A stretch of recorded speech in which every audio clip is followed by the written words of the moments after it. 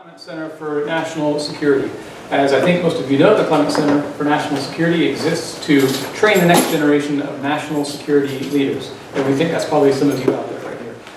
If you are a student here at UT, you're interested in history, in political science, international affairs, and that sort of thing, then you're interested, I hope, in what the Clements Center has to offer. We try to carry out this mission of training the next generation of national security leaders through a variety of ways, sponsoring research, like our postdocs and pre-docs here, by hosting conferences, like the Texas National Security Forum next week, but also by bringing onto campus guest speakers, scholars and practitioners who are here to share about their research and about their experience.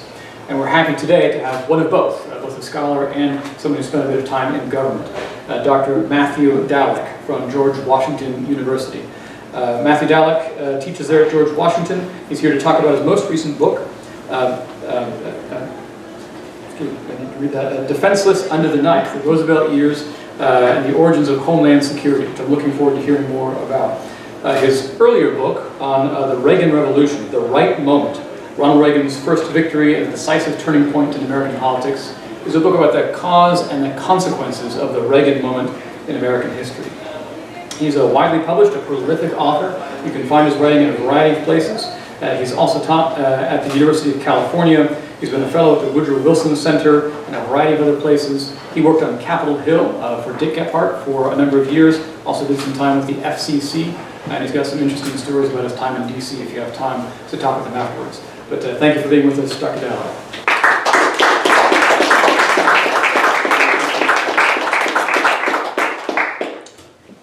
Well, thank you so much, Paul, for the really nice introduction. And I just want to thank the Clements Center for having me here. I had a really nice opportunity to talk to Professor Jeremy Surrey yesterday. Had a chance to meet the postdocs and grad students, faculty at a dinner last night.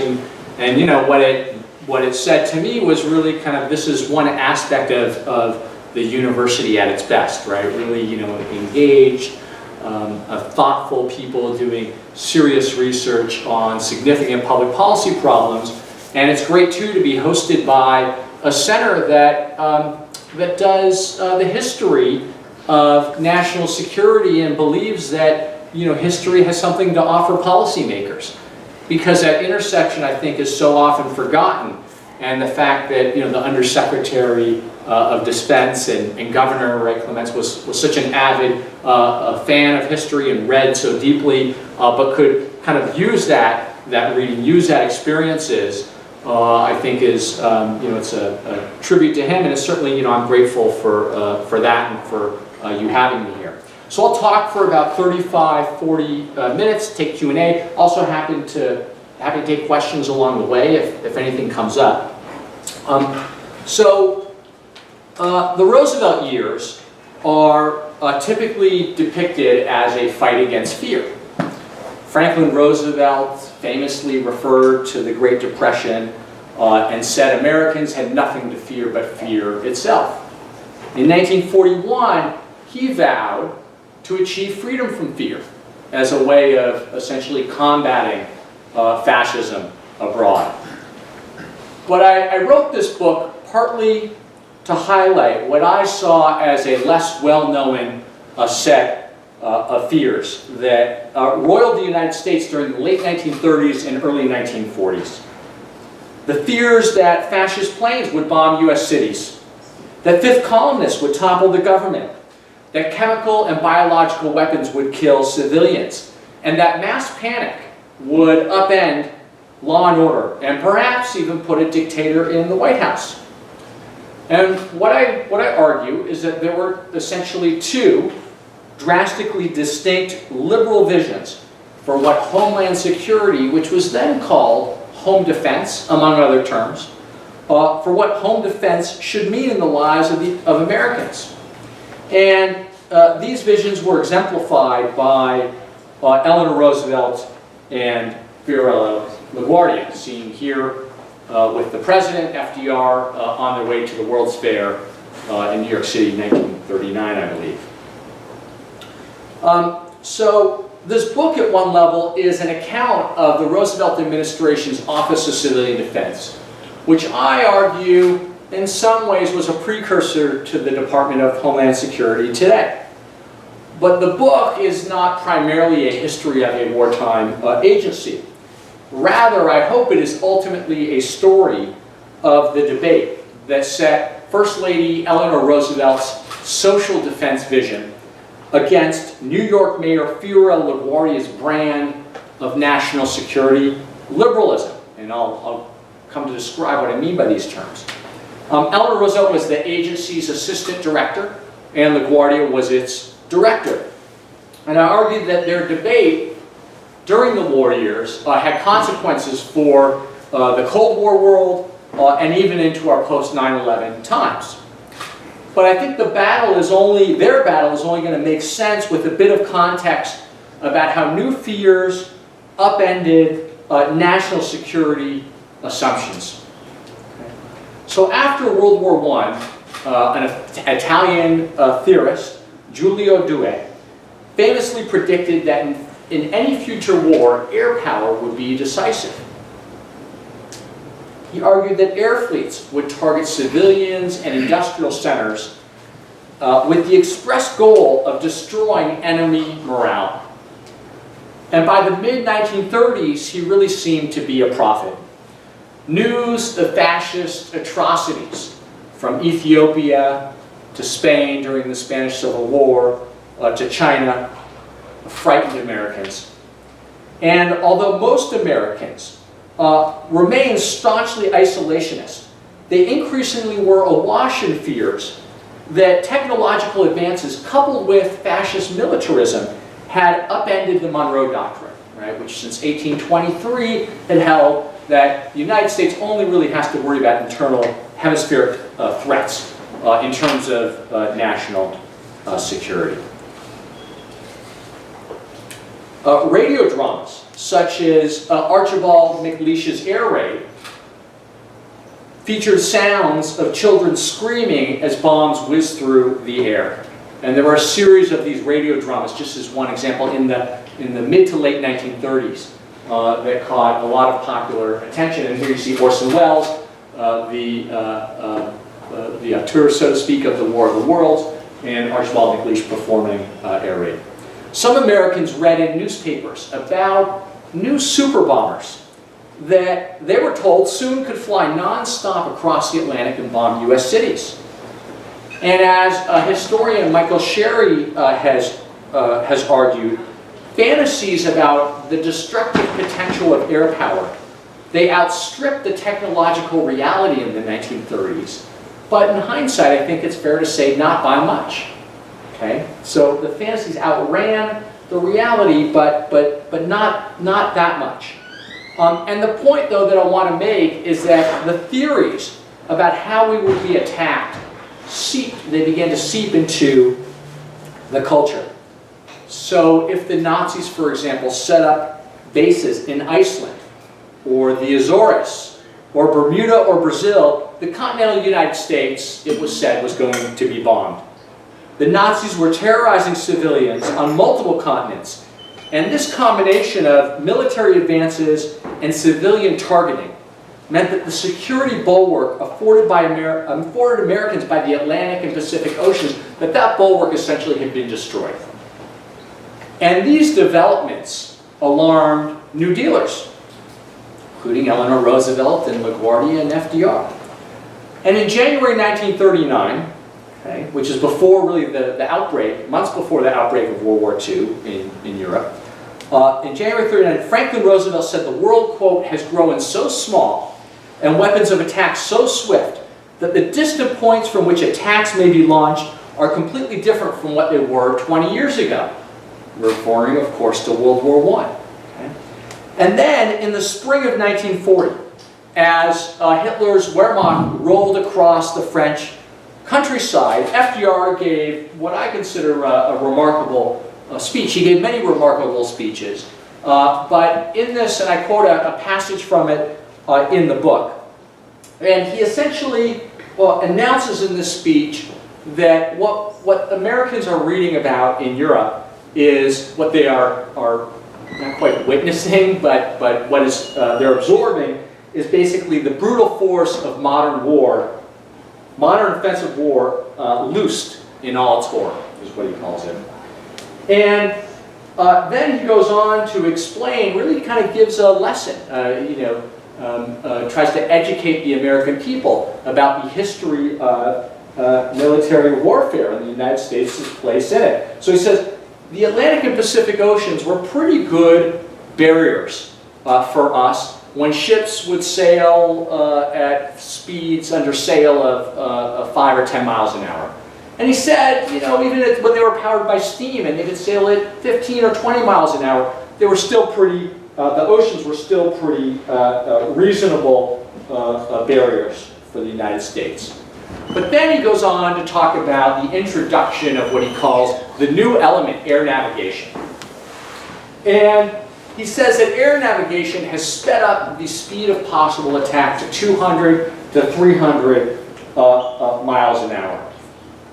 And that the use of bases means that the American continent is now really for the first time since its founding vulnerable. And then he goes on in an equally remarkable passage to describe the various flight times. I mean, it's almost like he's sort of painting a map, but he's also describing, look, here's the way of the modern world with aircraft. And he says from Brazil, it's about 4 miles to go to Caracas, Venezuela, flight time. Venezuela is only 4.5 hours.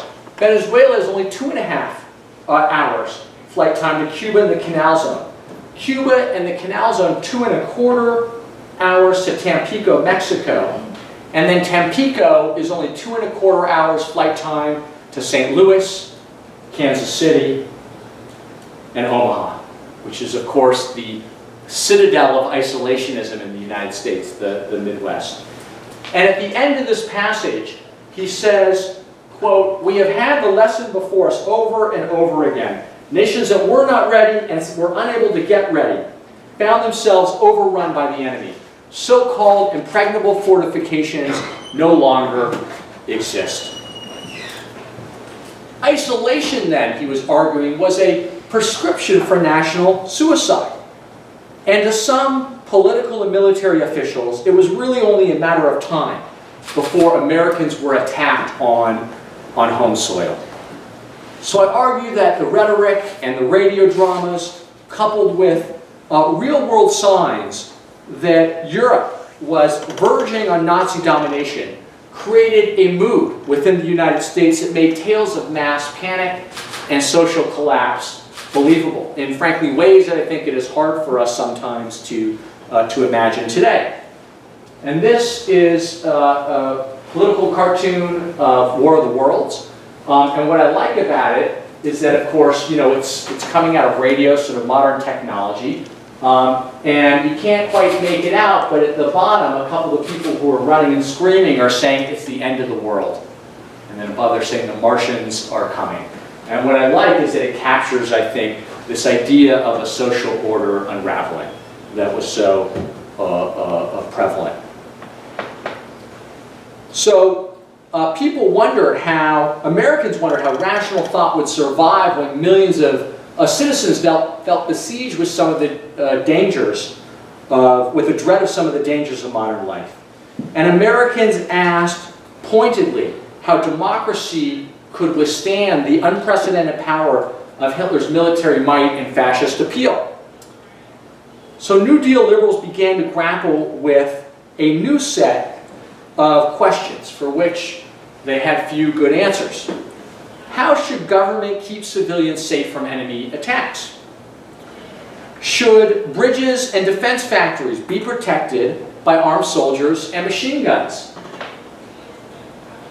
Should cities be blacked out and citizens militarized to prepare for invasion, fifth columns, and air raids? Picture of an air raid, a watcher in New York City. How should home defense help keep civilians calm and their morale intact? Because again, a lot of political and military leaders were deeply worried above all about morale. And finally, should home defense combat malnutrition, poverty, joblessness, and despair? This is a poster which, sort of a classic anti-panic poster. It says that, look, the enemy, its purpose is to cause panic, and that panic spreads like a bushfire. But the way to thwart panic, of course, is to, and then in all caps, keep cool, right? That's the sort of message. And then here's a civil defense worker helping to feed children. So, Defenseless, my book, ultimately I think is a study of the divisions within liberalism that Eleanor Roosevelt and Fiorello LaGuardia embodied in reaction to these upheavals. So just as the Great Depression prompted liberals to rethink the role of government in the economy, the rise of fascism forced liberals to rethink New Deal liberalism itself. What is the most important priority of the federal government in particular? And nobody embodied this debate, or part of this debate, more than Eleanor Roosevelt. The First Lady is often depicted as the conscience of 20th century American liberalism. And here is a cartoon, I believe from the Dallas Morning News, 1933, in which Miss FR, driving the car, is offering to give the forgotten woman, that's what's written on her back, a lift to town. And that image has endured, and it's true. She fought for civil rights and women's rights and aided the unemployed and the underprivileged. After World War II, she helped author the UN's Declaration of Human Rights and became a leading voice for social justice and civil liberties in the Democratic Party. So the image we have of her, I think, is of the popular image is of her as a shy, awkward girl who used her painful upbringing and marriage to ultimately empathize with and assist forgotten Americans. But these images, I think, are unfinished because by the late 1930s, Eleanor Roosevelt was also a hardline anti-fascist. During the mid and late 1930s, Eleanor Roosevelt relinquished the pacifist views that she had basically acquired in the 1920s after World War I. She relinquished those views, and she began to campaign to persuade anti-war isolationists in the late 1930s that neutrality simply was an untenable policy. Quote, "You don't want to go to war, and I don't want to go to war, but war may come to us." And that's what she told, in typical fashion, she told that to one pacifist organization. Most crucially, though, her vision of wartime liberalism, right, because she believed that the war, by the late 1930s, the United States was most likely going to be in the war at some point. Her vision of wartime liberalism featured a government-led and citizen-powered movement to make Americans, quote, as much interested today in seeing citizens well-housed, well-clothed, and well-fed, obtaining needed medical care and recreation, as they were in military security. She insisted that the country had to live its values. In wartime, she argued, quote, every place in this country must be made a better place in which to live, and therefore more worth defending. So to her, World War II was absolutely a struggle to defeat fascism militarily. But it also required a wartime New Deal to secure a better future by mounting a national effort to attack Americans' unmet needs, really to do what she called the unfinished work complete the unfinished work of the New Deal. She called on government to work with citizens to set up daycare centers near defense plants, teach citizens nutrition, consumer rights, and build housing for war workers. Americans, the First Lady said, had to believe that their lives were better in a democracy than if they were living under a totalitarian regime. And in the battle for hearts around the globe, American democracy, she asserted, had better show that it was a superior form of government to fascist slavery. And then finally, she argued that social defense, as it was sometimes called then, was going to have a direct positive impact on military readiness because it would improve the public's health, qualify more Americans for military service, and increase defense productivity. And Eleanor Roosevelt, she would visit a camp, for example, in North Carolina, a National Youth Administration camp, and she would report back that something like 60% of young men, so this camp was just for men, were malnourished or undernourished. And she asked, and it's just an example, how is the United States going to take on the great Nazi military machine if we cannot ensure that young people have nutritional security, that they're strong enough to actually fight? In January 1941, dozens of the nation's most influential women listened in the White House as she and her allies unveiled a plan to establish what they called the American Social Defense Administration. Under their plan, the government was going to provide volunteer roles for every American woman. About 50 million people, at least. Volunteers were going to improve education, sanitation, public health, housing. They would train women in skills so they could find good-paying jobs during and after the war. The plan called for 5 million women to cultivate gardens to feed their fellow citizens. 2 million women were going to be trained in first aid and other defense-related emergency measures. Now, Franklin Roosevelt, in early 1941, his focus, of course, was on implementing the military draft, which had just passed, and also in engaging in the great debate over Lend-Lease and securing aid to Great Britain. And he also considered her plan too radical. But a version of her plan was enacted ultimately in Franklin Roosevelt's 1941 order establishing the Office of Civilian Defense. In September 1941, the President named the First Lady, his wife, as Assistant Director in charge of volunteer participation. So for the first time, a President's spouse held an official administration job. Other time since then, Hillary Clinton, right, 1993. Eleanor Roosevelt, though, I think, succeeded ultimately in casting the war as a struggle to ensure a government as concerned with people's welfare as it was with warfare. She helped recruit more than 10 million volunteers, including an estimated 3 million who performed some type of social defense role, including, for example, here, child care.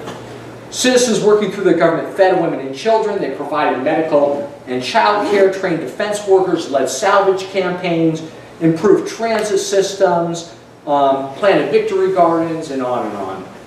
And her campaign, I think, also helped make it acceptable. And she wasn't the only one, and there were antecedents in World War I, certainly, and probably before that. But I think she helped make it acceptable for liberals to champion big government, both in terms of military affairs and social democratic experimentation. A government essentially devoted to both guns and butter. And I would argue that no other First Lady has waged a campaign quite like this, because think about this. She outlined her vision in a 6-day-a-week, nationally syndicated column called My Day. She delivered a weekly radio address. And by the way, Franklin Roosevelt was not the only New Deal liberal to pioneer the use of radio as a communications tool. Now, there are a lot of pictures of her in front of a radio microphone. And she was also quite adept at communicating to the American public about their government and their needs using the radio. Okay. She gave countless talks to liberal and civic groups, and she built essentially an informal political coalition of like-minded allies, and through letters that she and her staff wrote, and all the contacts that she made with leading liberals and ordinary citizens alike.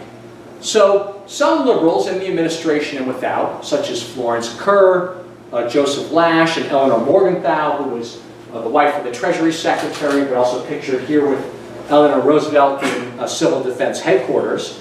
Some liberals put their faith in her leadership more than they did in Franklin Roosevelt's. And Harry Hopkins, the FDR aide, he said that if you have to report to Franklin and Eleanor, it's like being caught between two blades of the scissors. Okay? Not exactly where you want to be. And some, of course, liberals ultimately were more loyal to her even than to the president.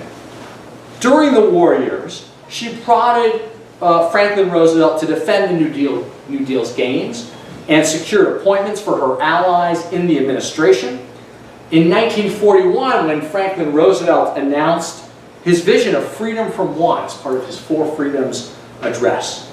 And then in 1944, when the president issued his call for a second economic Bill of Rights, he was channeling Eleanor Roosevelt's notion that social and military defense constituted the war's two fronts.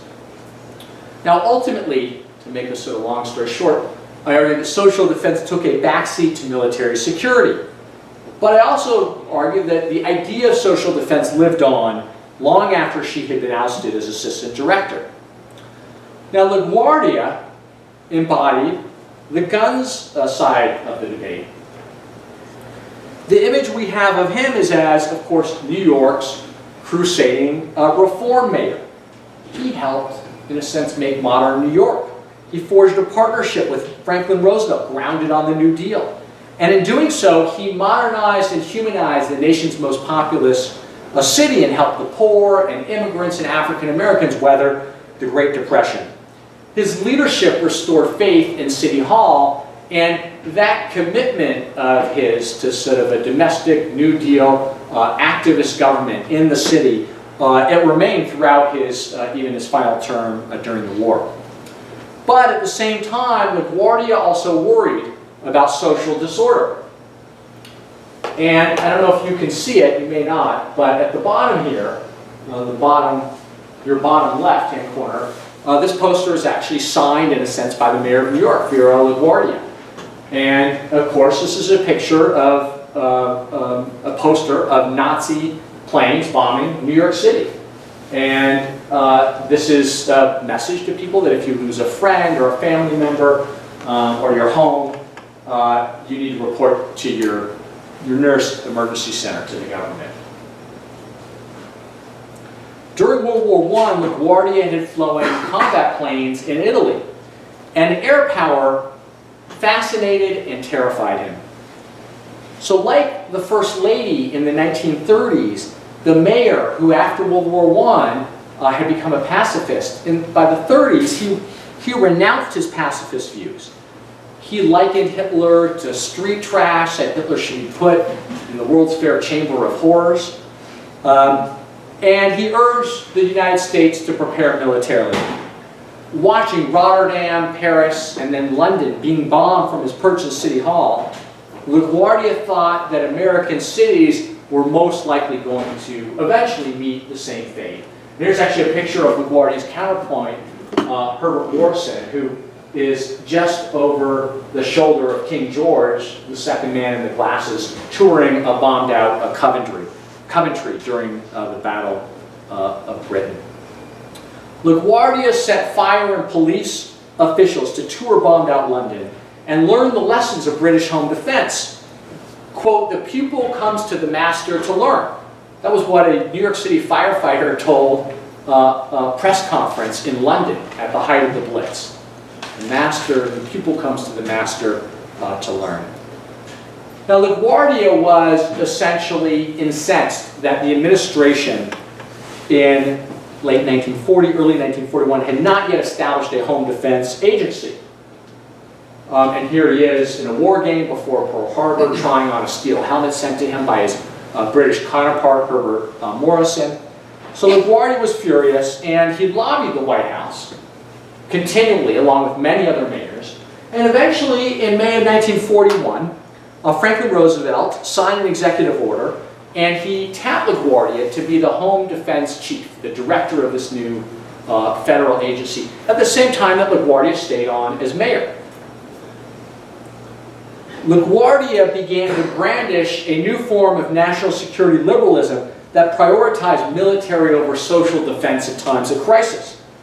So a government-civilian partnership would militarize civilians' lives under his vision.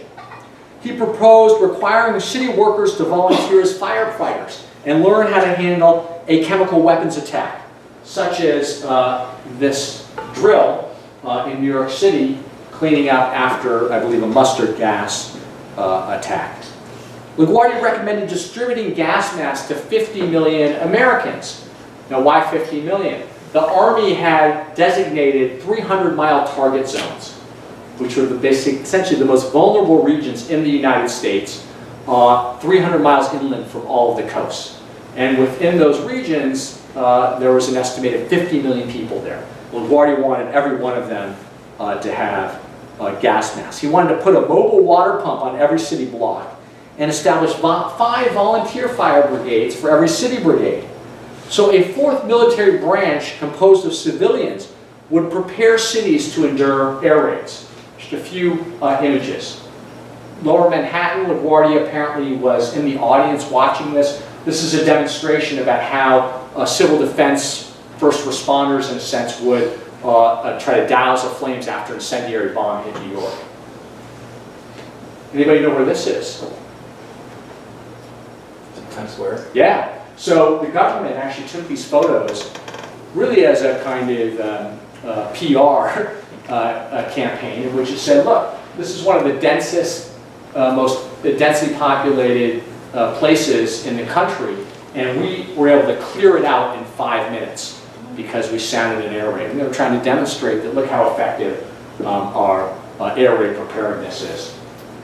This is Newspaper Row in Boston during an air raid drill, totally emptied out. Anybody know what these Chicago civil defense workers, block wardens, are doing in here? They're not giving the Nazi salute.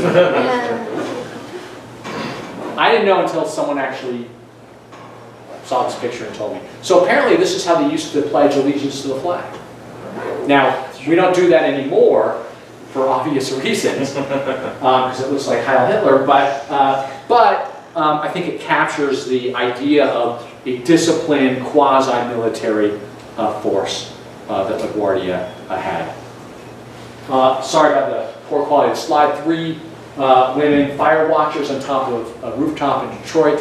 Franklin Roosevelt, February 1942, a couple months after Pearl Harbor, he said that in a news conference, he said, look, tonight New York City could be bombed, and tomorrow night Detroit could be bombed. And this is an air raid demonstration, LaGuardia looking on. This is obviously a rescue operation, just a drill, obviously. So the thought that most haunted LaGuardia, though, was an air raid panic. He urged New Yorkers to, quote, imagine what would happen in the area below City Hall if all those employed there should try to leave their skyscrapers at the same time and crowd into subways during an air raid. He warned that people, quote, would be piled 8 deep in the streets, and that, quote, panic and disorder might cause more casualties than enemy flyers.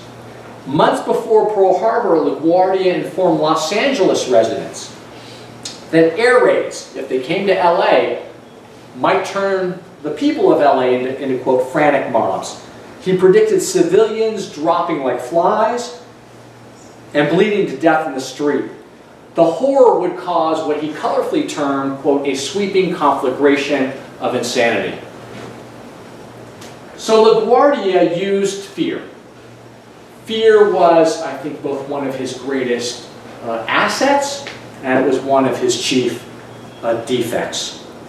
Because although he used fear to shake some Americans out of their isolationist slumber, he also came across like an Orson Welles on steroids, right? The War of the Worlds guy on steroids. Because if the public was fearful, he reasoned, his argument was, people were afraid, it would then be inspired to mobilize in its own self-defense. And while he did aid FDR in sowing a war mindset, again, this is all prior to Pearl Harbor, and alerting Americans to the Nazi peril, he also dispensed with civic niceties and civil liberties. So on a day called Freedom Sunday, which occurred in November 1941, which was part of something called Civil Defense Week that the federal government had basically to promote civil defense in the country. The government had established this week devoted to it. LaGuardia sent priests and rabbis around the United States his recommendations for what they should say about home defense in their sermons on Sunday. So much for freedom of religion.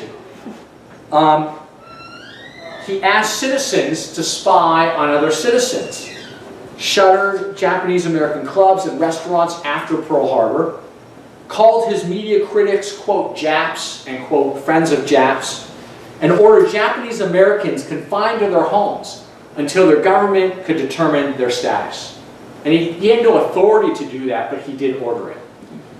Shortly after Pearl Harbor, riding around in a police cruiser in Washington, D.C., he started shouting through a loudspeaker, calm, calm, calm, which of course isn't exactly calming. So ironically though, America's leading urban reformer pushed liberalism in a novel direction as LaGuardia sought to use the federal government to militarize civilians in order to maximize their safety. Now both Roosevelts, to make a long story short, both Roosevelts eventually soured on LaGuardia's fear-mongering. Critics pilloried him for being away from New York after Pearl Harbor. He was on the West Coast with Eleanor Roosevelt. And the president ousted him in early February 1942. When Congress and the press reported that Eleanor Roosevelt, in her role as assistant director, had hired her friend, a dancer, Maris Chain, and paid her on the government salary $4,600 a year, which was more than what colonels, I believe, were making, and was, I think, more than $72,000 in today's terms. To teach, her job was to teach dancing to children and raise their morale in bomb shelters.